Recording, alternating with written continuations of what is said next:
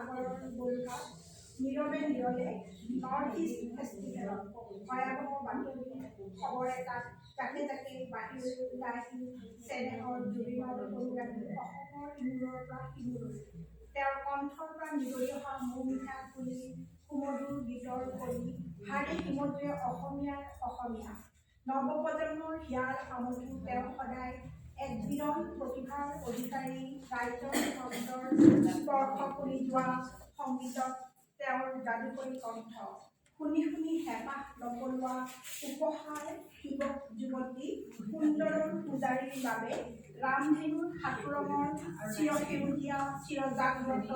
সেউজীয়া সংগীত নিজেও সদায় এজন সফল ডেকা সংগীতত ৰোমান্টিক দুৰন্ত প্ৰেমিক প্ৰেম সাগৰত ভক্তি সাগৰৰ এজন নাবিক মহাসাগৰৰ।